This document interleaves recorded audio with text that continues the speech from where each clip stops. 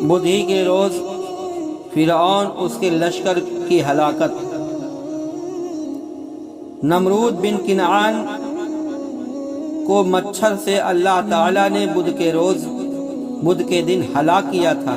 نمرود وہ بادشاہ تھا جس کی بادشاہی سارے روئے زمین پر تھی، اور اس نے خدائی کا دعویٰ کیا تھا۔ اس کی ہدایت کے لیے حضرت ابراہیم علیہ السلام بھیجے گئے، مگر نمرود ملعون نے اپنی سرکشی پر اڑا رہا، حضرت ابراہیم علیہ السلام کی دعوت کو قبول نہ کیا۔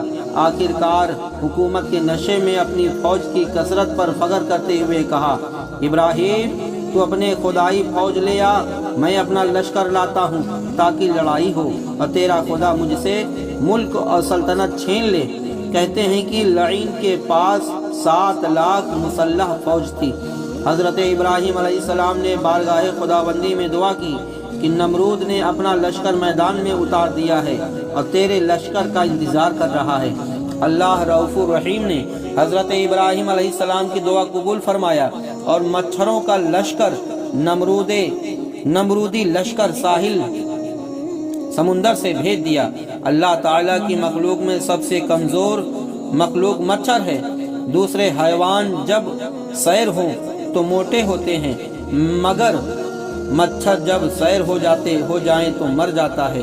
الغرض مچھر اس کثرت سے جمع ہو گئے کہ میدان جنگ میں اور اس کی فضا کو بھر دیا، اور نمرودی لشکر کے گوشت کھا گئے اور خون پی گئے۔ تھوڑے ہی وقفہ میں نمرودی فوج تباہی کے گڑھے میں گر کر تباہ ہو گئی، اور لنگڑا مچھر نمرود کے دماغ میں گھس گیا، جو 40 شبانہ روز اس کا دماغ کھاتا رہا۔ آخر کار وہ جھوٹا ہلاک ہو گیا۔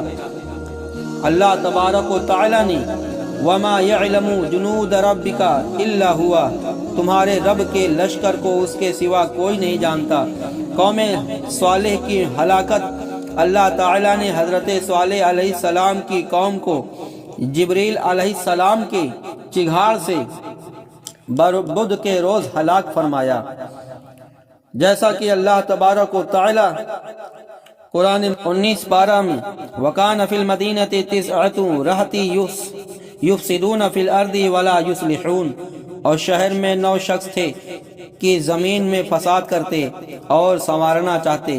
اس کی تفصیل یہ ہے کہ حضرت صالح علیہ السلام نے اپنی قوم کو خبردار کیا کہ اس زمانہ میں ایک لڑکا پیدا ہوگا جو ساری قوم کی ہلاکت کا وجہ بنے گا۔ تو قوم کے اشراف اور حضرات جمع ہوئے اور ان میں یہ طے پایا کہ لوگ اپنی عورتوں سے الگ رہیں، اور جو عورت حاملہ ہے تو جب وہ لڑکا جنے تو اس کو قتل کر دیں۔ ایک مرد کی عورت نے بچہ جنا، کیونکہ اس شخص کا اس سے پہلے بچہ نہ تھا، اس لیے اس نے اس کو قتل نہ کیا۔ اس نومولود کا نام قدار رکھا گیا۔ جب قدار بڑا ہو گیا، کوئی واقعہ رونما نہ ہوا تو لوگ اپنی اولاد کے قتل پر نادم ہوئے، آپس میں مشورہ کیا، قوم حضرت صالح علیہ السلام کو قتل کر دیا۔ اللہ تعالیٰ نے ارشاد فرمایا، اور شہر میں 9 شخص تھے جو زمین میں فساد کرتے تھے اور سنوارنا چاہتے تھے۔ سمود کے شہر میں جس کا نام حجر تھا، اس کے شریف زادوں میں 9 شخص تھے جن کا سردار قدار بن صالح تھا۔ یہی لوگ ہیں جنہوں نے ناقہ کی کوچ پن کا تمغے میں سعی کی تھی۔ کہنے لگے، یہ 9 آدمی کسی طرف سفر پر چلے جاتے ہیں اور پھر پوشیدہ طور پر واپس آ جائیں گے، کسی کو پتہ نہ چلے۔ حضرت صالح کو قتل کر دیں گے، پھر ان کے قرابت داروں کے سامنے قسم اٹھا لیں گے کہ نہ ہم نے اسے قتل کیا اور نہ ہی اس کا علم ہے۔ قدار اس وقت 15 برس کا تھا۔ یہ لوگ شراب پیتے تھے، انہیں پیاس لگی مگر انہیں پینے کے لیے پانی نہ مل سکا، کیونکہ حضرت صالح علیہ السلام کی اونٹنی پینے کا دن تھا جو اپنی باری میں سارا پانی پی جاتی تھی۔ قدار اٹھا اور کہنے لگا، اس اونٹنی کی وجہ سے ہم پیاسے مر رہے ہیں، لہٰذا میں اسے قتل کرتا ہوں۔ دوسرے نے بھی اس کی تائید کی۔ قدار نے تلوار لی اور چل کر پہاڑ کی وادی میں چھپ کر بیٹھ گیا۔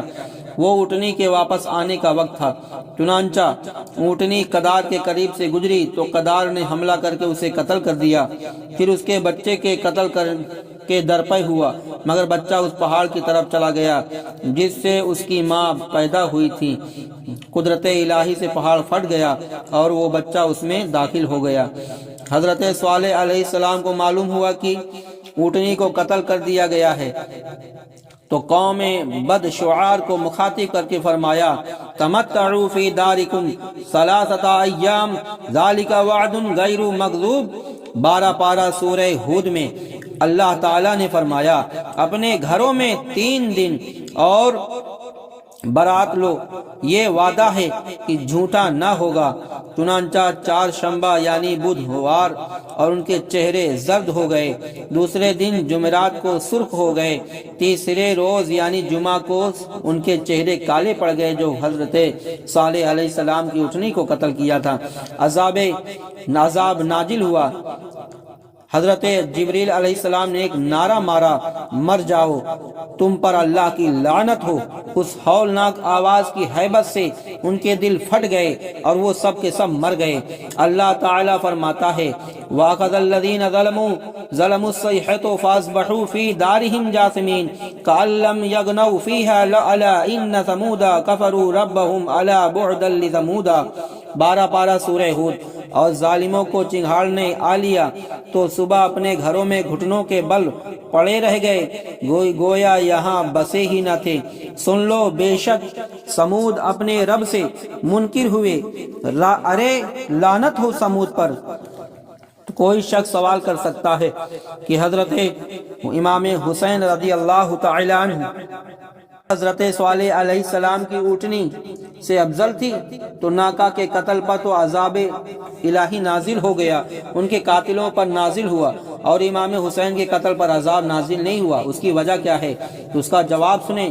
اس لیے کہ اونٹنی قوم صالح علیہ السلام کے لیے فتنہ کا سبب بن گئی، جیسا کہ اللہ تعالیٰ کا ارشاد ہے اِنَّا مُرْسِلُو نَاقَتِي فِتْنَةً لَهُمْ فَارْتَقِبْهُمْ وَاسْتَبِرْ۔ 27 پارہ سورہ قمر میں ہم ناقہ بھیجنے والے ہیں ان کی جانچ کو، تو اے صالح تو راہ دیکھ اور صبر کر۔ یا اس لیے کہ جب رحمت للعالمین شفیع المذنبین صلی اللہ علیہ وسلم دنیا میں تشریف لائے تو تمام مخلوقات سے عذاب اٹھا لیا گیا۔ اللہ تعالیٰ فرماتا ہے وما کان اللہ لیعذبہم وانت فیہم، 9واں پارہ سورہ انفال، اور اللہ کا کام نہیں کہ انہیں عذاب کرے جب تک کہ اے محبوب تم ان میں تشریف فرما ہو۔ حضرت امام حسین حضور رحمت للعالمین صلی اللہ تعالی علیہ وسلم کی اولاد ہیں۔ حضرت صالح علیہ السلام کے زمانے میں عذاب کے دروازہ کھلا تھا، جیسا کہ اللہ تعالی نے فرمایا بے شک مجھے تم پر بڑے دن کے عذاب کا ڈر ہے۔ اور محبوب خدا صلی اللہ علیہ وسلم کے زمانے رسالت میں رحمت کے دروازے کھلے تھے اور عذاب کے بند تھے۔ اللہ تعالیٰ فرماتا ہے وما ارسلناک الا رحمتا للعالمین، اے میرے محبوب